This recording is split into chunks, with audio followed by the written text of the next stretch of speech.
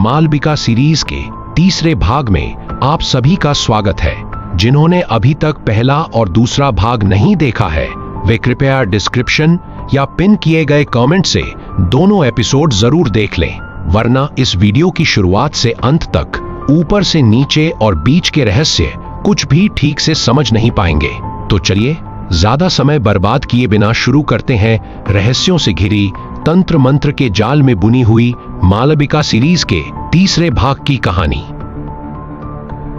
उस आग वाली रात के बाद चंद्रपुर ने मानो अपनी ही छाया से डरना सीख लिया था।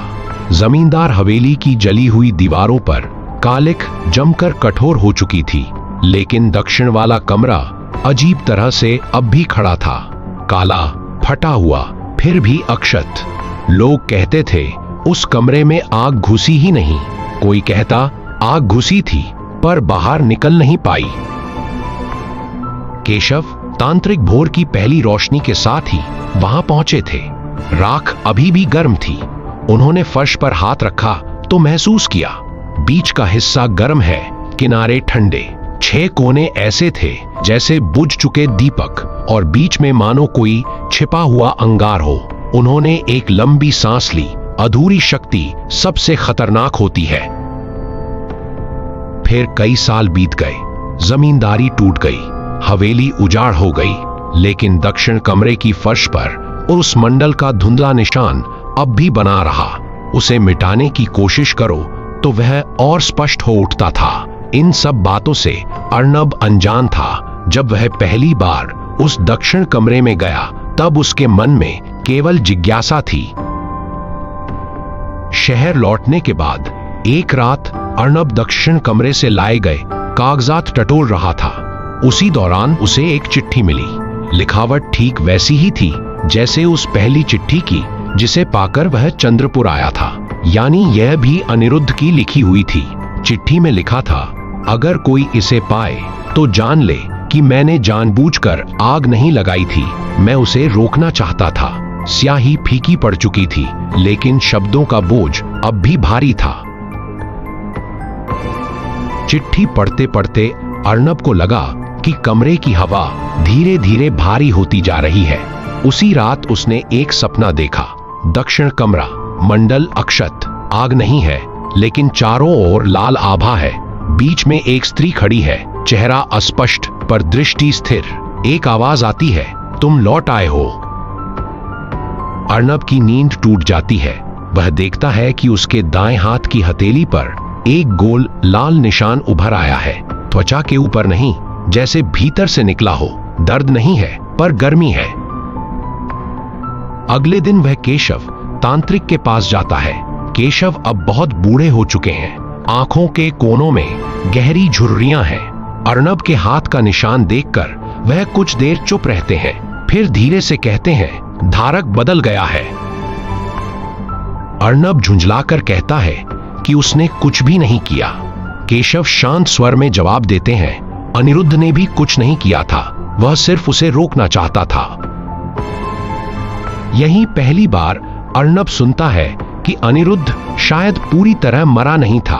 आग वाली रात जब अनिरुद्ध मंडल तोड़कर बाहर निकला तब अंतिम मंत्र का आधा भाग उसके शरीर को छू गया था। अधूरी शक्ति शून्य को सहन नहीं करती, वह आश्रय खोजती है। अनिरुद्ध वह आश्रय बन गया था, लेकिन आश्रय हमेशा के लिए नहीं होता। कुछ साल बाद दूर के एक शहर में किसी आदमी को देखा गया था। उसकी आंखें अजीब तरह से स्थिर थीं और उसकी छाया कुछ हल्की लगती थी। वह एक ही रात में गायब हो गया। केशव निश्चित नहीं थे, लेकिन उन्होंने कहा था, अगर धारक शक्ति को स्थिर नहीं कर पाता तो शक्ति नया रास्ता खोज लेती है। अर्नब का दिल तेजी से धड़कने लगता है। क्या वही नया रास्ता है? इसके बाद अजीब घटनाएं शुरू हो जाती हैं। रात में आईने में उसकी परछाई एक पल देर से हिलती है। दक्षिण दिशा से बिना कारण गर्म हवा आती है। कभी कभी कानों में फुसफुसाहट सुनाई देती है। 6 अस्पष्ट, 1 स्पष्ट। एक रात वह फिर दक्षिण कमरे में जाता है। फर्श पर हाथ रखते ही उसके शरीर में बिजली जैसी कंपी दौड़ जाती है। आंखों के सामने दृश्य बदल जाता है। वह देखता है आग के बीच अनिरुद्ध दौड़ रहा है। मालविका मंत्रोच्चार रोकती नहीं। उसकी आंखों में भय नहीं बल्कि आकांक्षा है। छत का हिस्सा टूटकर गिर रहा है। मंत्र टूटा नहीं है, बस ठहर गया है। अर्णब समझ जाता है यज्ञ समाप्त नहीं हुआ, केवल स्थगित हुआ है। अचानक उससे महसूस होता है कि उसके पीछे कोई खड़ा है। एक आवाज सुनाई देती है, पूर्णता चाहिए। इस बार वह डरता नहीं बल्कि उसके भीतर एक अजीब द्वंद्व शुरू हो जाता है। उसका एक हिस्सा चाहता है कि सब खत्म हो जाए, दूसरा हिस्सा चाहता है कि मालविका की अधूरी साधना पूरी हो जाए, क्योंकि उस साधना में केवल पागलपन नहीं था, उसमें शोक था। एक बहन का वचन था, मैं तुम्हें छोड़ूंगी नहीं। अर्णब के हाथ का निशान जलने लगता है, फर्श के मंडल का केंद्र जैसे प्रतिक्रिया देता है। वह समझ जाता है कि अब 3 शक्तियां एक बिंदु पर मिल चुकी हैं। मालविका की अधूरी चेतना, अनिरुद्ध का अधूरा प्रतिरोध और उसका अपना वर्तमान शरीर। अगर वह मंडल पूरा कर दे तो यज्ञ समाप्त हो जाएगा, लेकिन क्या वापस आएगा यह वह नहीं जानता। अगर वह पूरा मंडल तोड़ दे तो 6 बंधी शक्तियां मुक्त हो जाएंगी, पर केंद्रीय शक्ति विस्फोट कर सकती है, और अगर वह शक्ति को अपने भीतर स्थिर कर ले तो उसे इसकी कीमत चुकानी होगी। धीरे धीरे वह बदल जाएगा। उस रात अर्णब आईने के सामने खड़ा होकर अपनी आंखों में देखता है। एक क्षण के लिए उसकी आंखों में एक अलग चमक दिखाई देती है, मानो आंखों से एक साथ 3 अस्तित्व देख रहे हों। बाहर दक्षिण दिशा से गर्म हवा भीतर आ रही है और दूर कहीं से धीमे मंत्रोच्चार की प्रतिध्वनि तैरती हुई सुनाई देती है। और यहीं समाप्त करते हैं हमारी मालविका सीरीज का 3रा खंड।